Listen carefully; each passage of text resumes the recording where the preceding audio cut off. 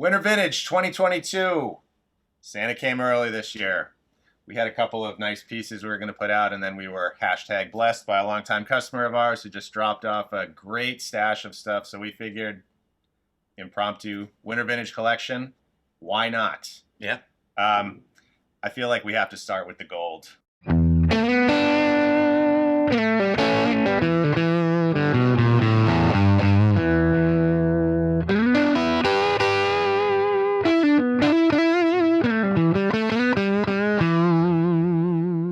Check out that beauty.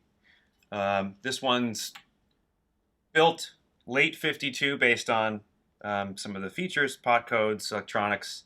Originally outfitted with a long trapeze tailpiece as they were in their first year, also lacking a serial number on the back of the headstock. But this one's been very nicely converted to a later spec, 53, 54 Goldtop with a wraparound bridge tailpiece and a really well done refret that's making it an exceptional player. Certainly a much better playing experience than these were from the factory at this time period. Just in great shape, got lots of vibe, lots of character. All the critical components are there. No breaks, no cracks. Original P90s. It's a stellar sounding guitar. A really great first year example with all the right work done to it and just ready to go right out of the gate. Beautiful conversion work, a way to get into a Goldtop that maybe won't completely shatter the bank. I know you want to hear what it sounds. We do have a great demo in the listing. Links are all in the description below if you want to jump right to that. If you are looking to shatter the bank,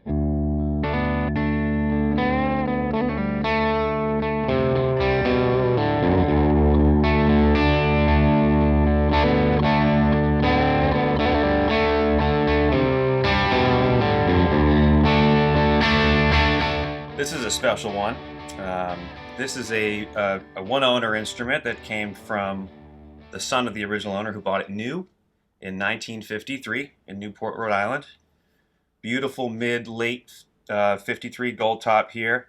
Now this one is essentially the fully realized of the examples of early Goldtop standards, where Gibson had corrected some of the earlier ailments like neck set and the issue with the trapeze tailpiece.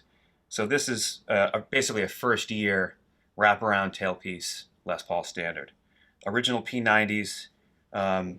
This came from a gentleman who played this exclusively at home. Never gigged it, but played it lovingly and cherished it. It's in excellent condition. It might be one of the lightest early standards out there. It's just over 8.5 pounds. Tremendous guitar. We took it in to our lovely friend up in the Portland, Maine area, Laurent Brondel, who does fantastic vintage restoration work. And he put new frets on this guitar, get it playing superbly. Original wrap tail was pretty well worn in, as they often do when they get played a lot. We corrected that by swapping that out for a Mojo Axe tailpiece. Again, just to enhance the playability and the experience. The original bridge does come with the guitar. Factory original hard case with the hang tag. All original electronics throughout. And again, just a couple of little changes here to restore the playing experience and bring this thing out for another 50, 60 years plus of playtime. It's excellent.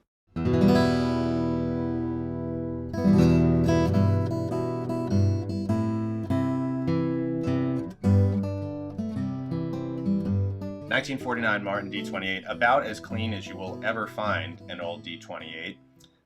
This is a one-owner guitar, straight from an estate sale.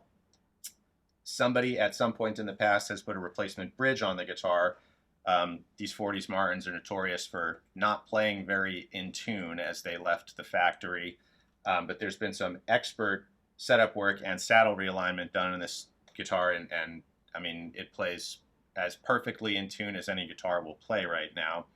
Fretwork to make it play that way as well, but it may be hard to sort of translate on the video how clean this guitar is, but this is basically the equivalent to that Goldtop. It's somebody calling and saying, I've got my dad's old guitar in the closet, just happens to be a Martin D28, and it sounds as great as you think it would. Again, the demo link is going to be in the description below. It's a beauty. Yeah.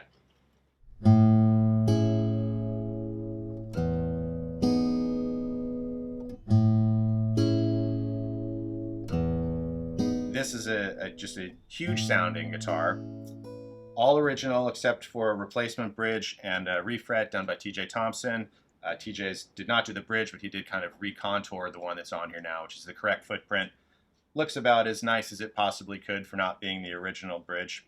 But again, the fret work, the setup work, it's almost like playing a Telecaster. The action is so low, but it sounds somehow basically as big as most dreadnoughts do. If you've been looking for that sort of coveted early 30s small body Martin, no issues, original where it counts, fantastic sound, fantastic playability and setup, you should give us a call and talk about the SO28 because they don't come much better than this one.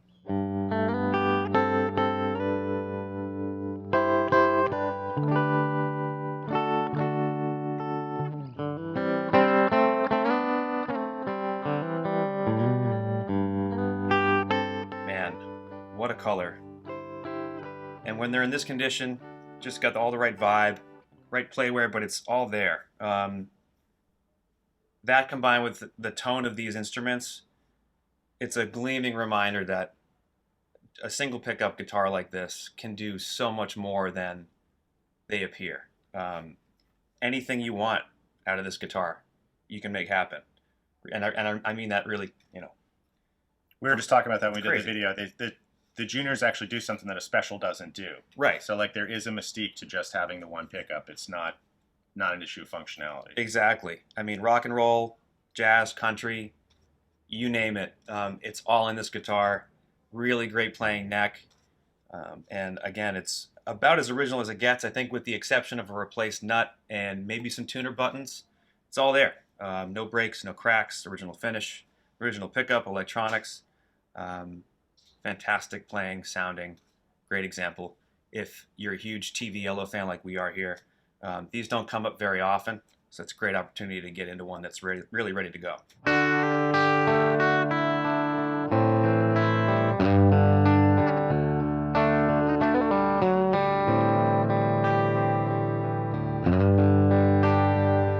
Pictures will show in detail the condition of this thing, which is just impeccable. Again, with a little bit of lacquer wear and some light playwear throughout. Beyond that, it's a really clean example. Nice and light, just over 7 pounds. This one sounds incredible as well. No issues, all there. It's really just, I mean, these things are so good. One of the hottest pickups measured in recent memory. Right? It's a monster. Yeah, a little bit over 8K, and has all the great qualities of a junior style guitar.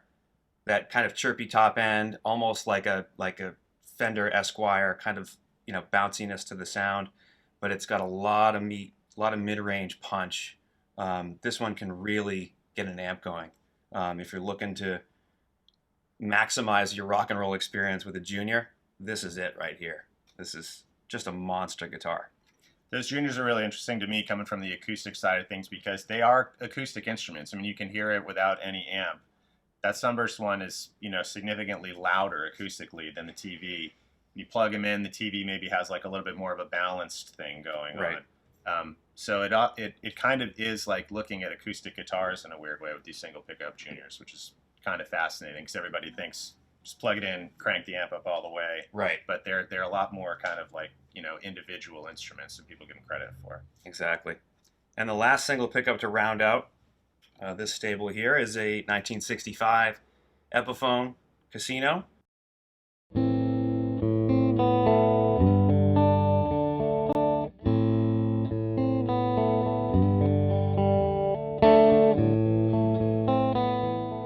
Really kind of underappreciated guitars because of the single pickup that can do so much more than they're conventionally kind of known for, right? The twin pickup models tend to get a lot of the attention.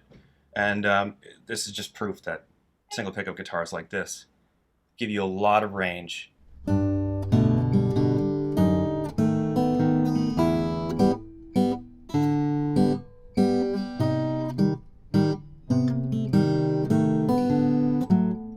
think everybody in the store is trying to figure out how to take this one home right now. It's probably the lightest guitar that we've had in here in a couple years. It's kind of like Kel Croydon weight if you're into those early 1930s Gibson. I haven't put it on a scale or anything, but you know, owning a pretty light 20s Martin 0018 myself, that's like just under 3 pounds. This one feels even a little bit lighter, so it very well could be like, you know, 2 pounds 12 ounces or something like that. But forgetting about the numbers for a second, this guitar has had an excellent neck set done at some point in its past.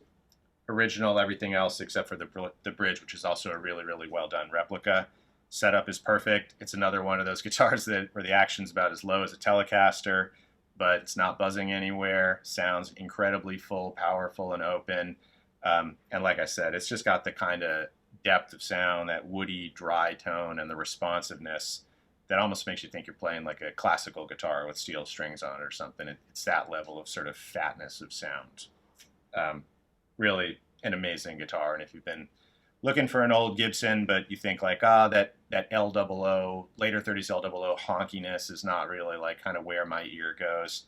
The early 30s have a much more complex sound and a responsiveness that is right on par with the Martins that people go gaga over. Totally. That was my first thought playing this too when it came in, was that it was incredibly open sounding. Doesn't have the same kind of characteristic of the mid-range punch and more of that kind of dry fundamental tone that you get out of an L00. Just ultra responsive, really sweet sounding. Again, gives the player a lot of control over what it's capable of doing. It's a fantastic acoustic.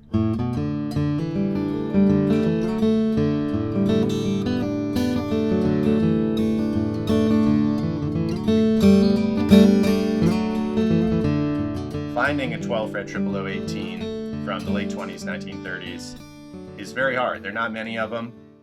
Martin was making many more double O's and single O's at that time, so 12-fret 0018 in and of itself is a rare guitar, but to find one in excellent condition, excellent playability, it really reveals why the guitars are so revered in the first place. Absolutely huge sounds, effortless response. You can easily understand why guys like Norman Blake, who do a mix of fingerstyle and also sort of light flat picking, would gravitate towards these guitars because they can really do anything that you've got to throw at them. This one is original except for a very well done replica bridge, and it has also been refretted by TJ. And a few other pieces that are fantastic, at least on the electric side. A lot of exciting stuff. A 58 Strat, a 68 original Paisley Telly. We've got a couple of great vintage amps, 56 Harvard, 58 Tremolux, and a 53 GA20 here. And guys, once again, if you want to check out the listings for any of these guitars, they should be live right now. The links are all in the description below, including the full photo galleries, full demos. We hope you enjoy them. And guys, please, you know what you're supposed to do. Slap the like button. Slap it. Just keep slapping it. Hit the like button 25 times. Leave us a comment. Please subscribe to the channel. It really does help us out, and we really appreciate your support. Thanks so much for watching. Thanks, guys.